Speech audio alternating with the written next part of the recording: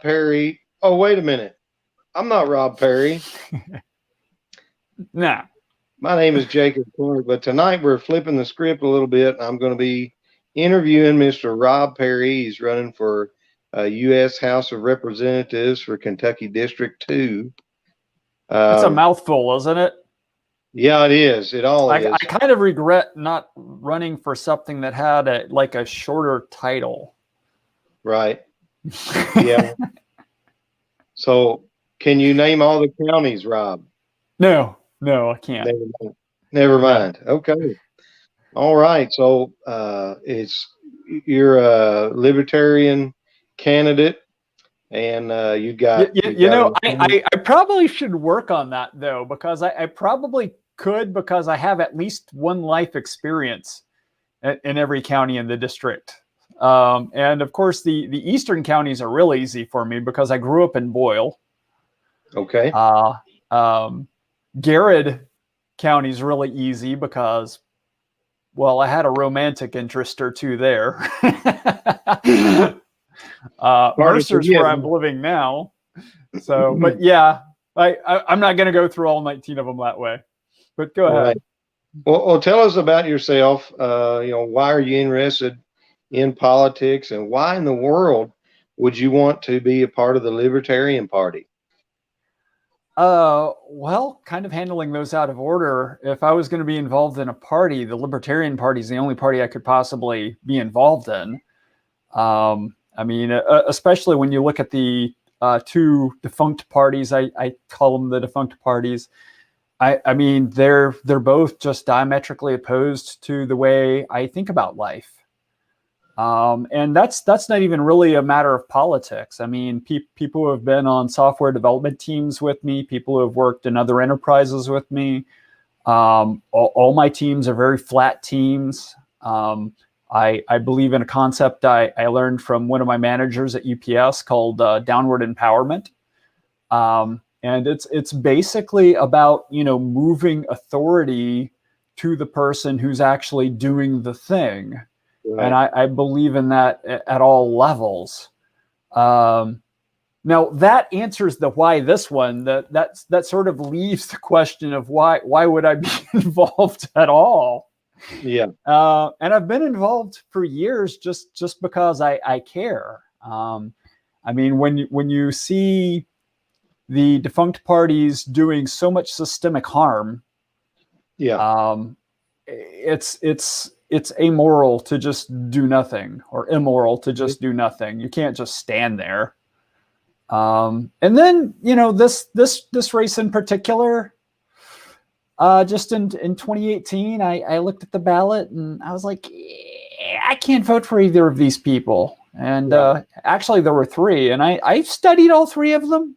I'm not a straight ballot person. I'll vote for somebody who's not L, but in this case, I couldn't look into their beliefs and stances on the issues. I always have. Even when concept. Yeah, crazy. Even when I was 18 years old, I didn't vote Gatewood Galbraith because yay pot, because I wasn't a pot smoker. Actually, I think, I'm not positive, I think I was actually a member of DARE, which is kind of crazy. But, in high school, I was telling people to say no to drugs, but I was doing so as a peer. Sure. Voluntarily, persuasion, right. Mm-hmm.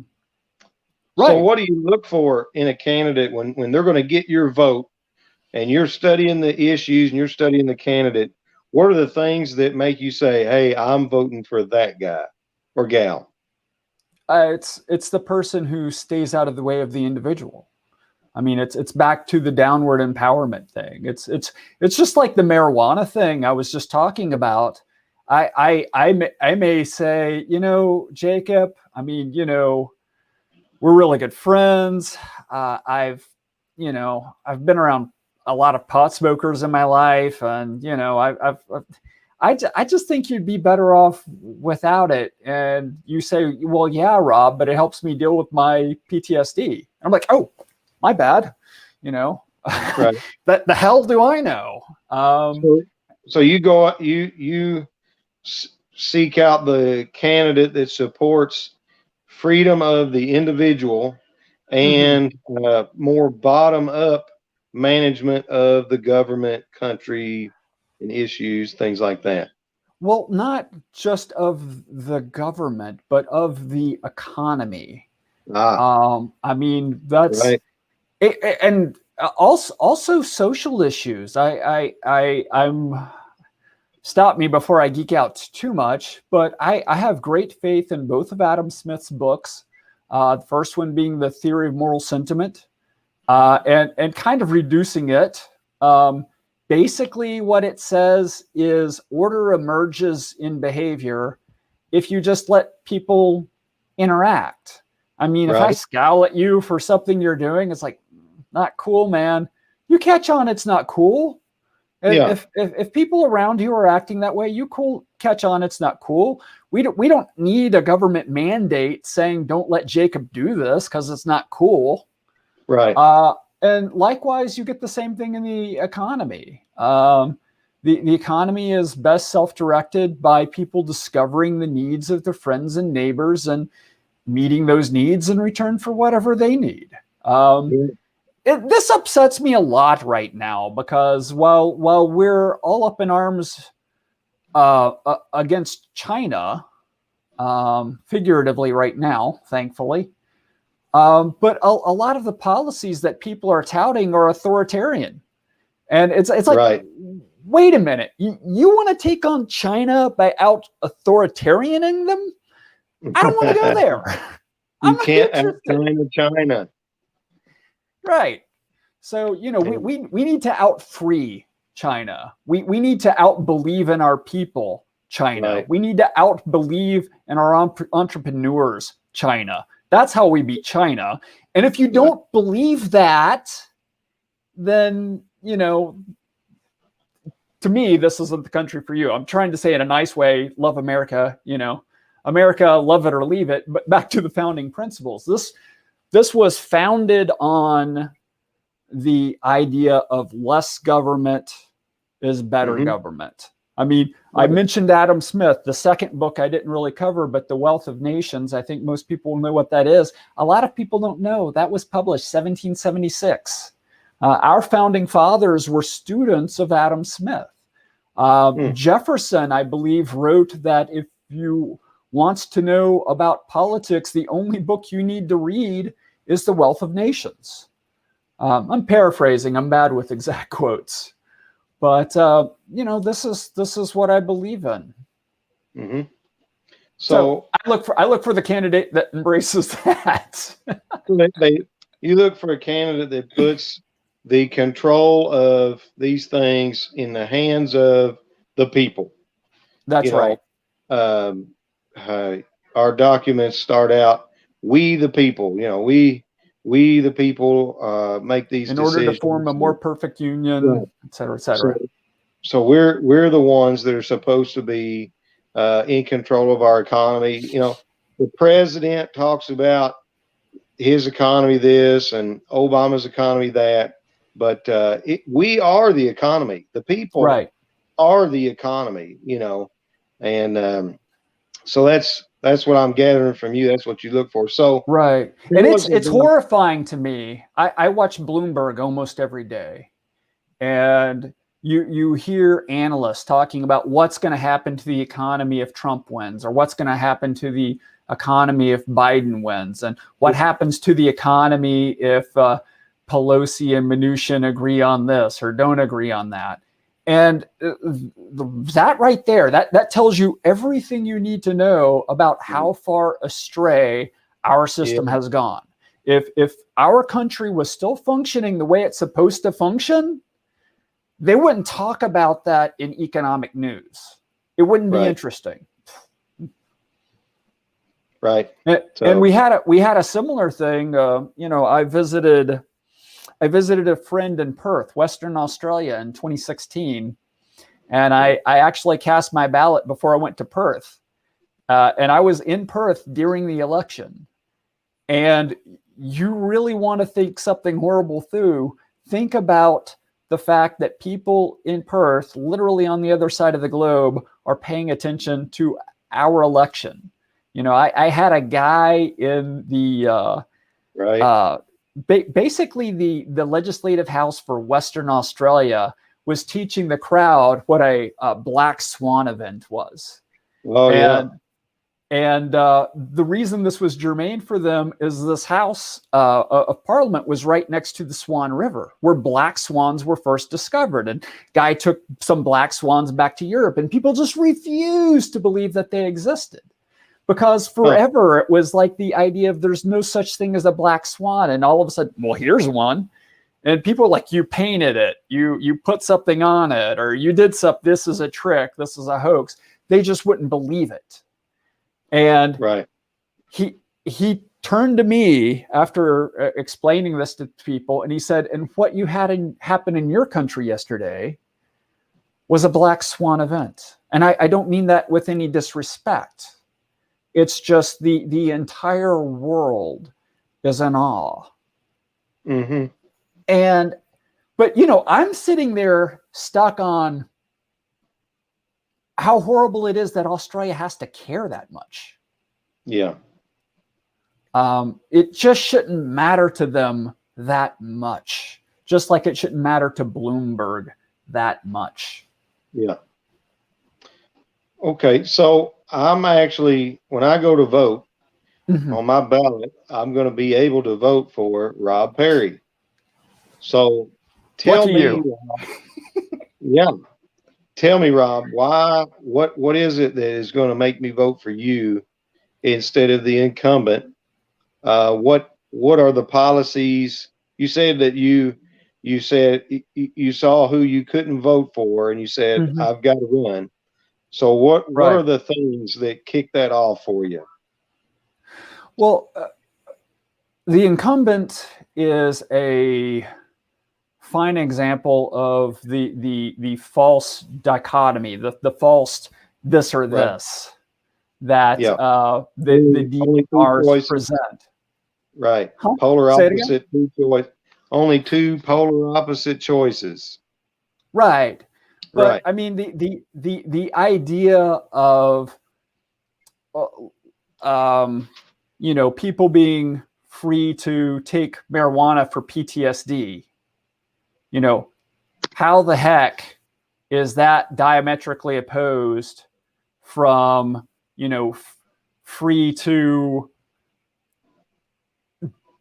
figure out on your own how efficient ceiling fans is going to be? And I bring that up because that's actually something good I noticed last week he did, is he sponsored this bill that's altering federal regulations on efficiency of ceiling fans. There's like federal regulations on placement of the reverse switch and ceiling fans, and it's like, you know, so I think he called it the Ceiling Fan Improvement Act. So apparently improving ceiling fans literally takes an act of Congress in this country. So yeah, government's too involved. Good job, incumbent. A little too deep into our lives there. Right. But, so the cannabis issue you're talking about, you know, in some situations, that's almost a pro-life issue to me.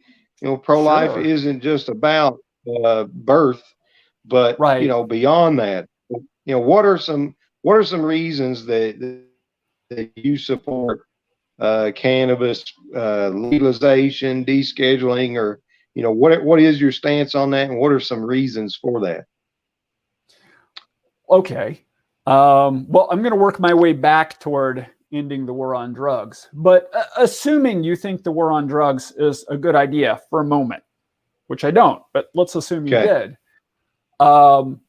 There's still the idea of you have a bunch of cases where medical professionals think that it is better if their patient can receive cannabis. And I've seen some of these firsthand on my own.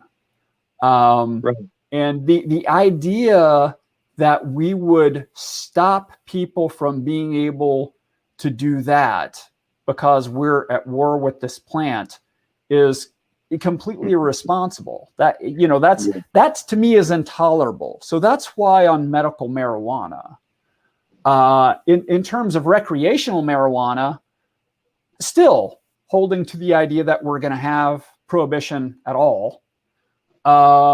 It's because it's less destructive than alcohol, just as I observe it. Right. Never tried it. Now, the never tried it. Go ahead. We had an alcohol prohibition. Right. How did that work out? Right, exactly. That created the mafia for us. Yeah, I challenge folks to tell me why that we should treat it any differently than alcohol. And right. Honestly, alcohol is actually more dangerous, but there's people that can help. Give us some examples, Rob. Who can it help?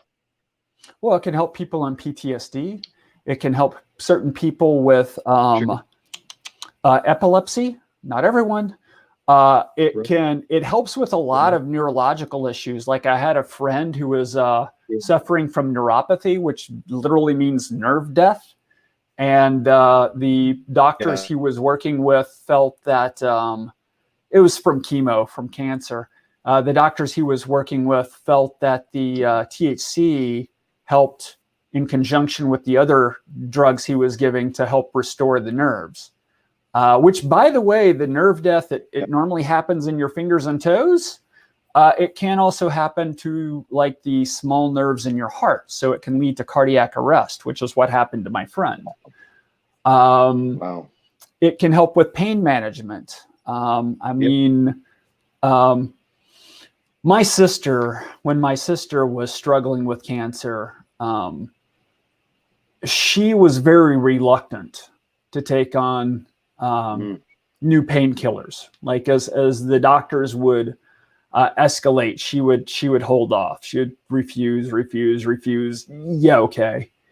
But the doctor took my parents aside and basically said, "Hey, we can't prescribe this here." This was in Indiana in about 2001. We can't prescribe this here. I know you can't get it legally, but if you have some friends, maybe you can sneak some in. It would help your daughter more than anything I can give her. And the staff at the hospital won't notice. Nobody will see it. Now, my parents didn't actually know anyone, but I don't know. To me, stuff like that's compelling. There's a lot of people like that. But to me, there doesn't have to be a lot of people. There has to be one. If there's one person, then us standing in their way as a country is immoral. That's all it takes for me. Just one. So in your district, and it actually there's a little baby. Her name is Colby. Born with a condition where she basically constantly has seizures. And if you've ever seen a small child have a seizure, it just totally rips your heart out. Right. And the condition she has, it's been proven that cannabis is a treatment, nearly a cure for the seizures. I mean, they just basically go away. And there's people that actually move away to other states to use cannabis on their child. And not all cannabis gets you high and all these things, but they move away and treat their child. And so they can end up having brain damage from this condition. So in my district, Colby has kind of been a big deal about the cannabis issue. And anybody interested in that, when you say you're pro-life, you need to check yourself. Are you really pro-life, or you just pro-birth or forced birth, or all these things? I mean, this baby needs this medicine. I don't want to plug my district too much, but I know you talked to Miss. Miss Cantwell the other day, Yep. and she helps this family get their story out as well. How did that go with Miss Cantwell? That went excellent with Miss Cantwell and Mr. Cantwell. Tim joined as well. Okay. It was a good talk. I put it out there. I think I already put a little ad money behind it, just because. I mean, we try to do stuff like this via social media, and we hey, like, comment, share. By the way, like, comment, share. But Yeah. the problem is it's difficult to penetrate outside our circle. So something I do with some of my videos is I put a little ad money behind them, and I kind of target outside our comfort zone, which gets me some nasty comments sometimes, but I don't care. I want people, we want that message going to a different group of people. And I'm planning on having Mrs. and Mr. Wilcox on, not this week, but next week. We've not sorted out the day yet. I'm still chatting back and forth with them, but I absolutely plan on helping them get their message out. And it's really important to me. That's an important message to me. All these things I'm passionate about. It's not about I'm passionate about these things, vote for me. It's that I'm passionate about these things. I want to get you passionate about these things. I want to get you engaged in these things. And I want you to vote for people who are going to defend these things. That's what I want. So even if you don't get elected, you want to push whoever does get elected to have to try to adopt some of these things. Absolutely. Right? Larry Sharp talks about different ways to win, Right. So we'll do that now. What is a win to you? What are different ways that you can win, Well, I mean, winning to me out of the gate is all but inevitable, because the first win is I wanted somebody I could vote for on the ballot. I'm going to be on the ballot. Yay, I won. But it's not, just me getting to vote for who I want to vote for. I like the idea of people who feel similar to me having someone to vote for. Yeah. And I love diversity on the ballot. That's another thing I know you're fighting for is ranked choice voting. And earlier you sent me a link to star voting, which also looks like an interesting voting system. But we want people to have more choices. We want to be able to express more nuance. Without the fear of without the fear. Vote. Right. That's right. It's not just libertarian ideas. In any ideas that people have, I want them to be able to express. Chris Varney has a question for me. All right. And I'm gonna. So you have to ask yourself, who is better, Rothbard, Mises, or Hayek? I'm gonna make a horrible admission here.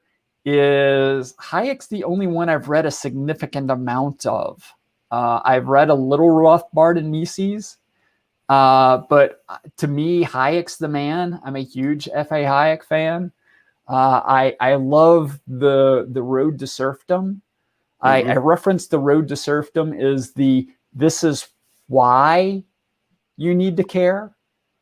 Basically, it's Hayek explaining what World War II was really about, the ideas World War II was about. And then the fatal conceit is a discussion of the fundamental failings of socialism, which reducing it's basically we didn't design our culture. Our culture evolved. Right. Does Republican socialism also fail? Yes, absolutely. Yeah. Absolutely. For the very reasons laid out by Hayek. Right. Absolutely. Well, okay. You talk about your stance on a few issues. Sure. What about your incumbent? What Where does he stand on medical cannabis, freedom of the individual, privacy rights? He won't even respond about medical marijuana. He doesn't support medical marijuana. The Cantwells were just telling me Friday they can't get anything out of them at all, and they're very aggressive. They're a big voice in that movement, and if their representative to DC won't respond, that's not very good representation in my book. They ought to at least have a response. Leave me alone. I will never support this, something. But no response is kind of scary. So I wonder, do you find it interesting that the incumbent, your opponent, ran about 10 years ago? He ran on term limits. I found that interesting. Sure. That's a common thing. The irony is I'm not going to run on that, but at the same time, I would probably self-enforce term limits. The reason I don't run on that is I honestly think it should be up to the voters. I think the voters, because like Ron Paul. I mean, if Ron Paul had been my congressman and you said, well, you've already had him for 3 terms, that's enough Ron Paul, I'd be like, no, give me my Ron Paul back. Or for that matter, Massey. We're not ready for Massey to go away.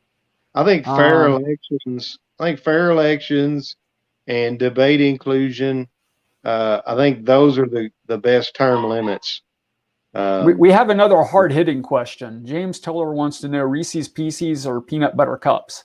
Peanut butter cups, James. Absolutely, without a doubt. And by the way, if you've not tried Justin's peanut butter, their peanut butter cups are excellent. Ironically, they go a little light on the peanut butter, but use really good chocolate, which is sort of crazy. But there you go. Yeah. Sorry. Well, my answer, James, is they actually have peanut butter cups now that have Reese's Pieces in them also. So just like voting for a Libertarian, you can get the best of both worlds. That's awesome.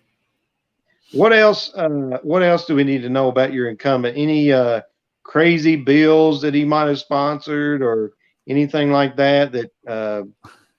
Somebody on Facebook back in like January, actually it was the day you and I met in Frankfurt. That's crazy.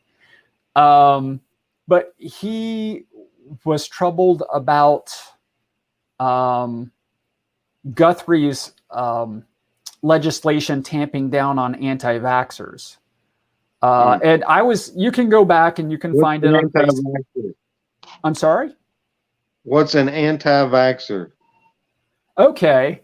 An anti-vaxxer is a person, well, depends. It's anywhere between a person who rejects the idea of vaccinations to a person who's simply against forced vaccinations. That's kind of my point. It's a vague term that it can be applied however they choose, That's right. Kind of my point. So yeah, that's a very good point. So am I an anti-vaxxer? Well, when you go to the forced part of that scale, yeah, I am. That said, I am not actually anti-vaccinations. I think vaccinations are a great tool. I think they've been proven to be a great tool in many contexts, but just like any tool, they can be overused, especially when they're overhyped. I mean, they're not a panacea. They don't fix everything, and not every vaccine's a good vaccine. So what is the bill? What is the bill? You said he sponsored it? Right. So what it does is it empowers the CDC to build surveillance around people who were propagating misinformation about vaccines. And I just want to say that anytime I hear the word surveillance, I automatically think anti-freedom. Right. Well, I mean, that's the thing is because the person who posted on Facebook used the word surveillance. And I'm like, they're being hyperbolic. And I found the legislation, and word for word, the legislation used the word surveil. I'm like, are you serious? Don't you think we should like try to get an amendment to the Constitution where someone's privacy is protected? You know, shouldn't that be? Oh, we've already got one. Okay. So there we go. You know, I don't understand. We get all these so-called constitutional conservatives pushing this anti-constitutional legislation. Right. And what's really something, when did he sponsor this bill? I think that was 2019. Yeah, so that's creepy to me. You know, this I mean, really, last year before coronavirus was even a thought, he's sponsoring a bill that would crack down on people that are spreading anti-vaccine information. Right. And you know, I'm like, where's this coming from? You know. Well, I'm going to be a little unprecedented here. I'm going to defend him a bit. Is I believe in 2019 there was actually quite a lot of noise around the measles. Okay. So it's perfectly plausible it came from that. And by the way, measles vaccination's been around a long time. It's easy to study up on how safe measles vaccines are. And really, that's the thing. It's not that I'm believe every conspiracy on the internet. It's that I believe in open transparency. You know, we need to be more aggressive on admitting, you know, where vaccines fail, the statistics on that, the efficacy. Some of it you can look up actually, but we need to get rid of government that says, you know, vaccinations are perfectly safe. They're not perfectly safe. They're pretty daggone safe. So you wouldn't back legislation like making a vaccine mandatory? No. I mean, there's like, you can maybe make up some sci-fi virus thing that I've not known to exist that I would. I mean, there's always that crazy chance. I'm kind of a slow to say never guy, but not for any of the diseases I know. Yeah. I said the other day, if the virus was like zombie land bad, and you know, I mean, just crazy bad, government still does not have the authority to force a vaccine. You know, good ideas don't require force. They don't. If it's really that great of an idea and you could prove it, people will be falling over themselves to get in on it, you know. And that's the thing, is what we really want to see as these various COVID-19 vaccinations become available, is we want to see a lot of transparency on both the good and the bad.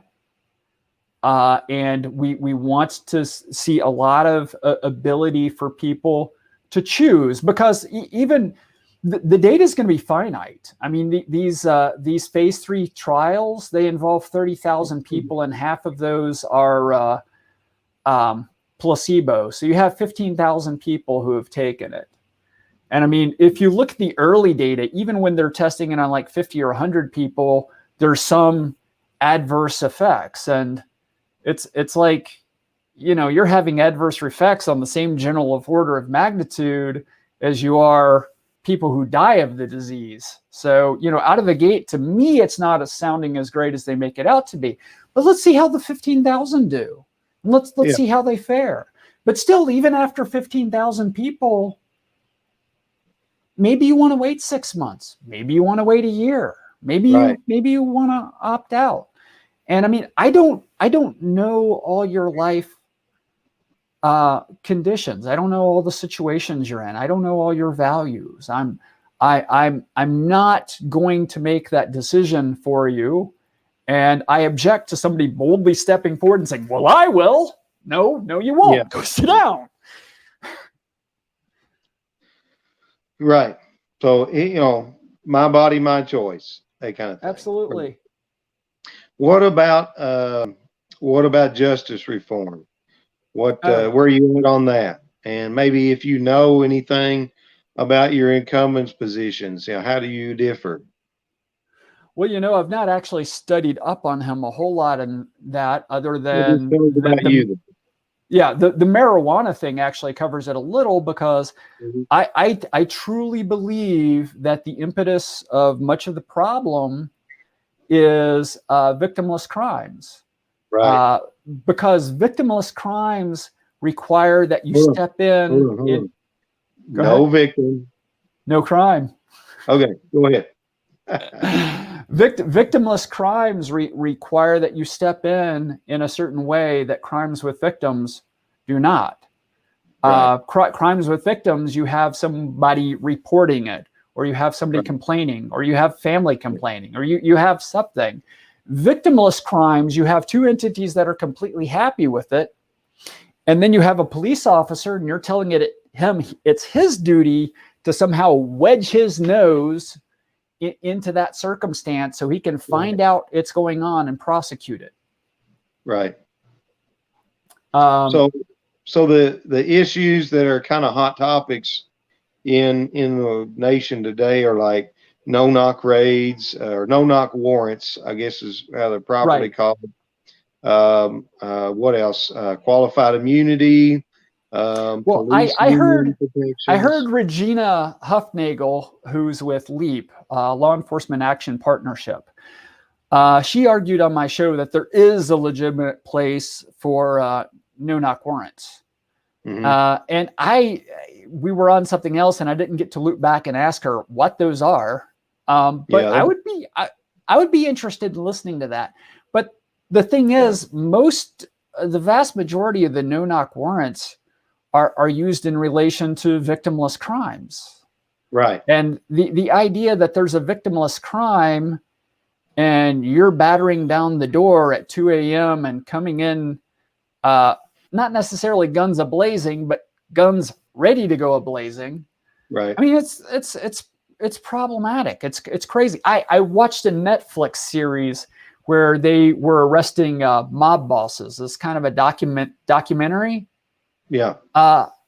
They rang the dude's doorbell. He came to the door. They invited him out.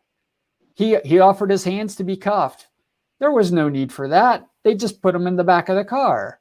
This was an actual mob boss, versus, anymore. We found something in your garbage. Oh, my bad. It was, somebody's garbage from 2 blocks over, but we made a little transcription error. And now we're kicking down your door at 2 a.m. I mean, that's a crazy contrast. Yeah. And that's I would argue decades? that there is never a need. 3 decades. Well, I would argue that a no knock warrant is never constitutional. That's what I would argue. So either we need to, do away with the Constitution or amend the amendment somehow. But to me, I know a lot of libertarians go without the Constitution, but to me, I think the Constitution is a great foundation for a monarchy government, and I can usually use it to go back to justify freedom. Right. But I would argue with that lady that no knock warrants are never constitutional. What do you think? Being in Congress, you would have opportunity to vote on some. I'm shooting for Frankfurt myself, but you being in D.C., you'd have opportunity to vote on some interesting legislation. Sure. One being the Patriot Act. Okay, Yeah, now we got to get what are rid your of that. thoughts on that? It sounds patriotic and all, but no, it's Sounds awesome. Sounds like America, the America Act. America. America. It's the America Act. What's it do? It takes all America's rights away. Okay. Yeah, it takes the rights away. It basically does. So, what are your thoughts on the Patriot Act and End it. what End it. Yeah, end it. I mean, in a longer conversation, yeah, maybe I should review it. I've not honestly reviewed it since it was originally brought into being, but I don't remember a good thing about it. Right. So end it. Yeah. Mitch McConnell. Anybody out there got any parts of it I need to keep? What am I forgetting? Mitch McConnell voted. Give him a couple Mitch seconds. McConnell voted against Rand to keep the ability to warrantless search your browser history and search history. So they don't need a warrant, which means you don't even have to be a suspect or anything. You can be presumed innocent, and they're able to go in and search your documents, digital documents. The founders wanted to protect documents, and digital documents applies there too. Well, cheeky example here. What if what I've been Googling is how to overthrow Mitch McConnell? Yeah. What if I've been going to a bunch of web pages on how to ditch Mitch and elect the Baron? Yeah. It would probably permanently ban your Facebook account, is what I hear. A good friend, Randall Daniel, said that's probably what they would do. Yeah. Okay, let's not go down that tangent. But yeah, absolutely. For anybody who doesn't know, Randall had already got the Republican runner-up to join our little telethon to get Brad Barron over $100,000, and was in communication with the campaign of the Democratic runner-up. And there was at least some hope that he was going to accomplish the same thing. In the middle of that conversation, he got his Facebook account permabanned. Yeah. Could be coincidence. On the day we're fundraising against Mitch, this happened. So yeah, we're not conspiracy theorists, but it's just strange. Slow down. I mean, we were campaigning against Amy too. I mean, when you think about who Booker would have hurt worse, it would be Amy. We didn't know that day. We didn't know who the Democratic nominee was going to be. Yeah, we did. And to be honest, that day we did. When was that? The 20? I don't remember the dates, but I remember. Okay. I was killing time at the beginning of the video saying, it was probably best for Brad that Amy won, but frankly, I was a little disappointed it wasn't Booker. And that was, again, just because I thought Booker brought in a different voice. I want people to have different voices. It took them a week to count the votes. So I can't recall, but anyway. So let's think about some other things going on in DC. Let's see. It would have been great to have you in there alongside Justin Amash. He's got the legislation put forth to end qualified immunity. Absolutely. And, so I'm guessing by your thumbs up, you support ending qualified immunity. Absolutely. We need to end qualified immunity. I actually like Larry Sharp's quick plan. I like ending qualified immunity. I like requiring personal insurance. That way the free market pushes bad law enforcement out just because they become fiscally unaffordable. It's like really, really bad drivers can't get insurance. Same thing for law enforcement. That'd be great. What everybody always says is, well, then they won't be able to afford to keep their job, or they say they'll cost so much for government taxpayers to pay their salary. That's ridiculous to require an officer to carry insurance. So how do you answer them? As society, we're already insuring them because we're already paying for all those lawsuits. Not only are we already paying for all those lawsuits, but we're already paying for all those lawsuits with no negative repercussion to the actual actor. Right. That's what we need to fix. And by the way, that's another really good example of how market tends to just sort things out. But what you have to do is you have to keep cost associated with action. Yes, accountability. That's called accountability. What comes Absolutely. before accountability? Transparency. That's Absolutely. why I'm big on body cams. Chris Wiest, our state chair, and the guy that's been given the 1-2 punch to Bashir in court, Chris Wiest, he was Those were talking the other day. punches, I see. Yeah, he was talking about body cams the other day, and I won't go into it, but personal situations. I'm a big advocate for body cams because even if you have the most honest cop and he's trying to give his recollection of what happened, events happen so fast, Sure. and the human mind and the human eye can't really keep up with who swung first or who shot first or all these different things. So body cams would greatly improve our accuracy on the information that we get. And folks say, well, the cost is crazy, but when you can go in one session of court and determine what happened, who's guilty, who's innocent, and done, because you have actual footage evidence, it's worth a Right. lot more than hearsay and eyewitnesses that didn't really see it, but they saw what happened after it happened, and all these things. And you go 4 or 5 sessions and 10 appeals, So Well, anyway, I took over. this is why 911 stations record all their calls, because Right. there's liability there. Because you run a 911 station long enough, sooner or later you're going to dispatch the wrong person, or you're going to dispatch them to the wrong address or something. Yeah.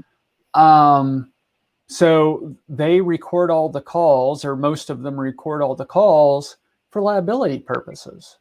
And the most honest cop I know likes body cams for the exact same reason.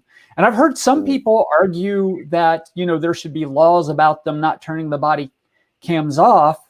But that's where I go back to Larry's idea on personal insurance, is if they're expected to cover, they're required to cover, have their own insurance, the insurance companies are going to set rules in place for keeping the body cam off. There'll be a rule like, we will defend you in court one time when your body cam's off, and then we're never doing business with you again. Right. Or however they do it. I don't know. You'll have to talk to your insurance company. Right. And that's the great thing about a free market, is that this company can try one thing, that company can try another thing, and whatever works best, the market's going to see that, customers are going to see that. I was talking to somebody else earlier about, when you put government in control of an industry, then, that those elected officials, they're in control for their term, 4 years, 6 years, whatever. But when it's in the private sector, people vote with their dollars every day, So you got an election every day of who's got the best fried bologna sandwich in the city, But that's the advantage. One of the advantages to using the private sector instead of letting elected officials and their appointed bureaucrats take control of everything. Right. So body cams are the transparency that come before the accountability in the courtrooms and things like that, is the way I see it. So what we got? I want even the lobbyists to wear them. I actually said, if I go to Frankfurt, I would like to wear a body cam as much as possible to let people see what is going on, what's the process like, what kind of pandering goes on in lobbying and things like that. Well, I'll tell you one thing I noticed is, if you go to Open Secrets and you look up the incumbent, I notice 4 of the top 5 industries that donate to him via PACs are healthcare, telecommunications, and insurance. So it's pharmaceutical health products health professionals, health services / HMOs, then telecom services, then insurance. So see, that's disappointing.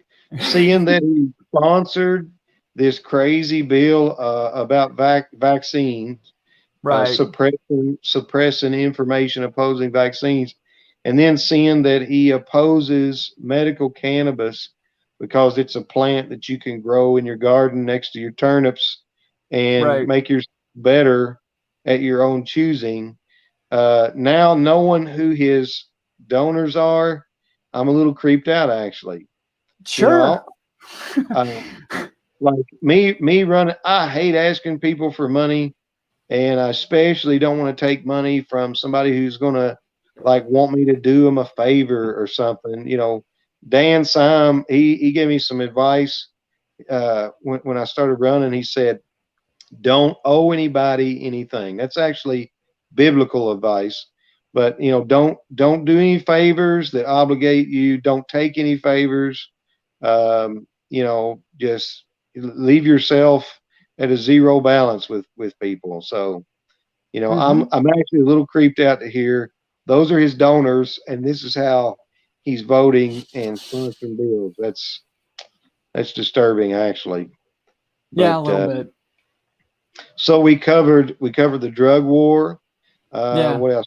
We covered regulation, basically talking about free market things. I do want to say one more thing on that is if you vote for the incumbent and then you have a vaccination forced on you and you don't like it, it's your own damn fault.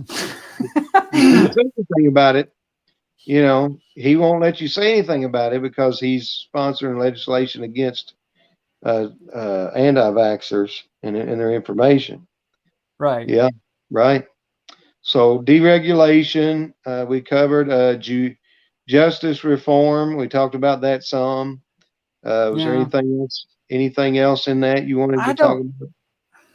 I don't know. I mean, I wanted to study up more on where the incumbent stood on like LGBT type stuff. I didn't really find anything on that, but of course our party's been it's up to concerned parties since 1971, and the Republicans worry me there, frankly, because the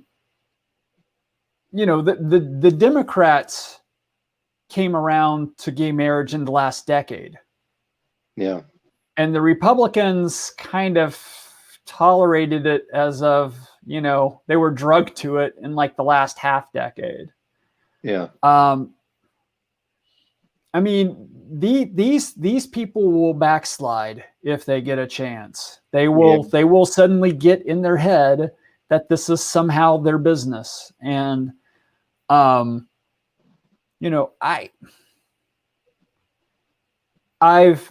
had an uncle who died of AIDS, and his parents died without actually knowing what he died of. And I don't know how many people care about that, but to me, that is a crushing thing. Now, on his birth certificate, it had kidney failure, which technically it was. The drugs, the cocktail of drugs they were giving him to try to fight off the, it was a fungal infection, actually, shut down his kidneys. So yeah, technically he died of kidney failure. But, I remember one of his friends intervened because my grandfather was getting ready to shave him with his own personal shaver because his, Kyle shaver razor isn't there. I'll just use mine. He's like, no. Because he didn't know what was going on. Yeah. And we're not that far from that. That underpinning of the mentality is still there. It's not about gays. It's not about any particular group. It's about the supposition that I know what is the best way to live for you. Right. And I mean, like you could see that in Santorum, and I think it was 2012. He did that a lot. I think it was 2012 or 2016. But you know, he would talk about, well, we find if you live like this and live like this and live like this, those are the best protection against poverty. And he's right, they are. But that doesn't give you a right to force people to live that way. Right. And by the way, I've known homosexuals who were astoundingly successful.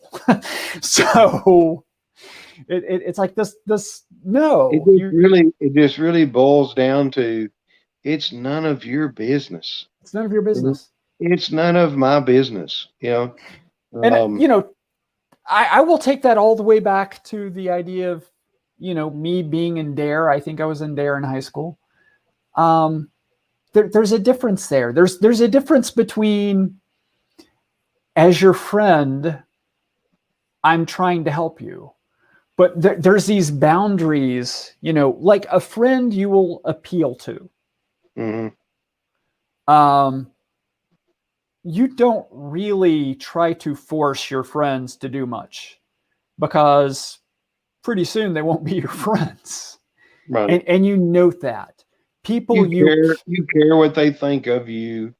Right. You know? Yeah. People you care about, you approach differently. And sure. When you're trying to persuade people, that is the correct direction to come at it from. The idea of, I truly care for you. Will you listen to my arguments for a few minutes? That's the right direction. Not, well, they elected me, I know best.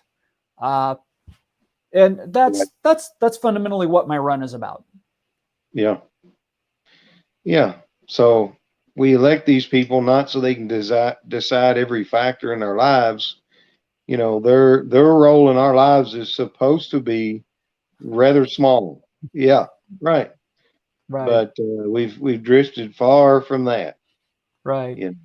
Yeah. Take how much you pay in federal taxes plus Social Security, Medicare, Medicaid at the end of the year, and take how much you make per year and divide and figure out what fraction of the year goes to the federal government.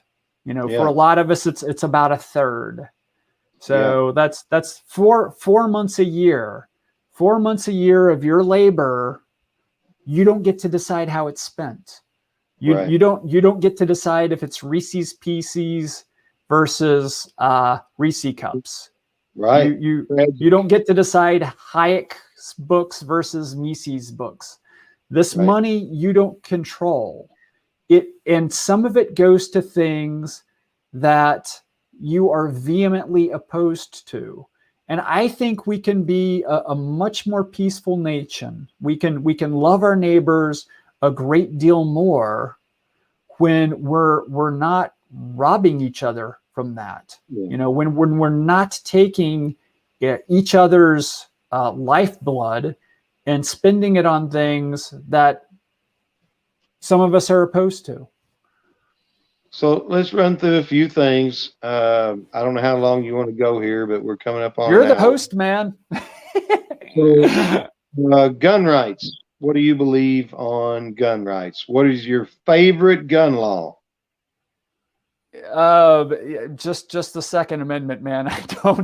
I don't like any of the gun laws other than the Second Amendment. It's you know, and when you think of, I mean, I'm one of the people who believe the Second Amendment is really there as the last resort to defend us from our government. That's what I think it's there for. And I know something went wrong with the not effing around coalition. I know somebody got shot. Yeah. Some of their own members, one of their own members passed out, I think from like heat exhaustion or something, and accidentally fired the gun. And I think it went through their hand and into at least one other person, maybe two. I'm not sure. Right. And that's probably wrong, but you know how it is. Yeah, I read negligence, but the article I read didn't go into anything beyond negligence. But I actually thought they were a really good example. Now, I've read some things like they said they're coming back to burn the place down or something. That's not cool. That's not cool. I'm not defending that. That's bad. Well, what you like about them is that they were demanding some action for the case of Breonna Taylor, right? Well, yeah, but that's not even actually the point I'm making. The point I'm making is people have a right to protest. Okay. For whatever they want to protest. They can protest that Reese's Pieces cost so much in relation to cups, cups. But the point is, some people are there protesting. They have a right to protest for whatever it's for, and they were succumbing to violence. There was continued overreach by law enforcement. And I'm not real sure in Louisville, but I watched some of the actions like in Denver. I watched some of these videos with people live streaming. So it's hard to just take them out of context because you see what's going on and you're like, why are they shooting at this guy now? And to me, the idea of we are going to protest peacefully but armed, that works for me. That's what the Second Amendment's for. I'm expressing my first. Except I'm carrying this firearm, so I'm putting a damn it. I'm defending. I'm expressing my first versus I'm expressing my first. It's the idea that we see that we've seen protests where they were unarmed and he ended up getting shot up or maced or tased. I mean, people can say whatever they want, but the officer that maced all the people that were on their knees in the road a while back, the courts ruled against him at first, So, and those people were unarmed. And then on the flip side, you got the Michigan protests where they went into the Capitol building armed, and to me they were verbally harassing officers and things, and no harm came to them, and I just say that the reason was because they were armed while they were protesting. And now I know there was some noise about the wisdom of that, the idea of going into the Capitol building with the legislator armed. Maybe not a great idea, but nonetheless, I mean, these people. Peaceful, what else matters? I mean, it ended up being peaceful. Nobody was harmed. I believe in, I don't know, maybe there's another word, but intimidating or pushing your politicians to represent you properly. And if things go right, I'll be one of those politicians, and if I make a bad vote or something, I fully expect people to get mad and scream and yelling mad about a bad vote. So you know what that makes me want to do, Rob? It makes me want to vote good, right? But what I have seen from people is they're scared to hold their politicians accountable because then they won't never listen to us again. One lady that you and I both know, I won't name, but I said pressure this person, this politician, put some pressure on them, tell them come on and speak up about this issue. And we don't want to make her mad.